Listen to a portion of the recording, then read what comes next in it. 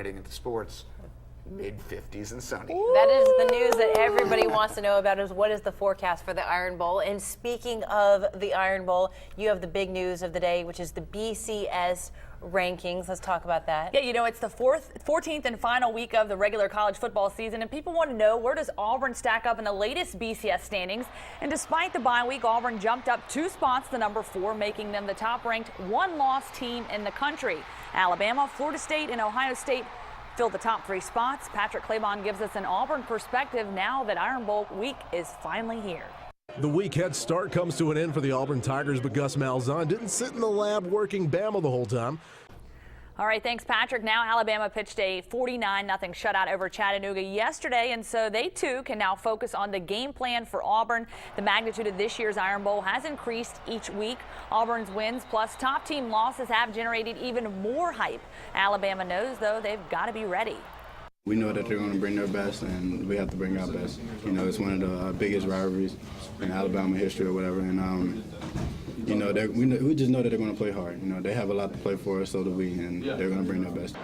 Now, for the 3rd straight year, Alabama goes into the Iron Bowl as the 2-touchdown favorite. Alabama has also been the favorite in 6 consecutive Iron Bowls. More Iron Bowl talk when we return here on CBS 42. Tide quarterback A.J. McCarron gives his take on Auburn and what this game means to him and his team. Plus, Samford extends their season. We'll tell you who they match up with in the opening round of the FCS playoffs. Keep it here. Okay, with Alabama ranked number 1 and Auburn number 4 in the latest BCS standings, it's hard to deny that this year's Iron Bowl as one of epic proportion. Unlike last year, a lot is riding on this game for both teams. A win means the SEC West title, a trip to the Georgia Dome for the SEC Championship, and a possible berth in the BCS National Championship game. It's number 1 versus number 4, but Alabama QB A.J. McCarron couldn't care less about the number in front of the team. I really don't care what their record is. Still, you know, the next team in our way, trying to take what we've worked for, and so, you know, coming out ready to play. The players might not care about the rankings, however, the fans do. The first and only time the Crimson Tide and Tigers played with both teams ranked in the top 5 was back in 1971.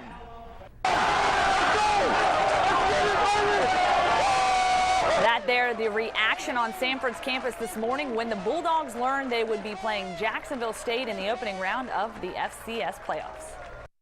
It'll take a little while to decide for everything, but the biggest thing we got to do is, you know, go back to work and start trying to get ready for a big ball game. And that big ball game will be played at JSU Stadium Saturday at 7 o'clock. And Phillip Rivers, our Coke Zero hero. Why? Well, because he came through for the San Diego Chargers, a touchdown pass with just 24 seconds remaining to end the Chargers' 3-game losing streak. Reason number 2, well, he's from Decatur, Alabama. Now here's a look at some other local guys having standout performances in the league this week. We got Eddie Lacy, Zach Stacy, Mark Barron, Cam Newton, and Carlos Dansby, to name a few.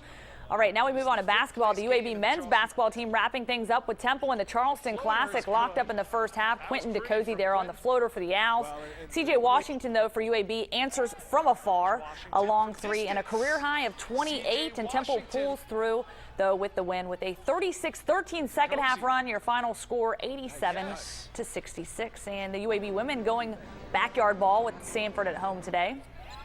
The Blazers out to an early lead, and Charisma Chapman on the wing. She hits the jumper. She had 24 today, and the Blazers won 83-50. All right. And in case you didn't know, it's Iron Bowl week. It's hard to talk about basketball when you're thinking about the Iron Bowl, right? I know. I've already seen things whipped up into a frenzy, and I've got friends on both sides, and it's getting really heated. I'm seeing on Facebook, on Twitter, it's just heads button. Oh, yeah. It's gonna be It's already feverish. started. All right. Smack talk. All right. Thanks so much, Lauren. Stay with us. We'll be right back.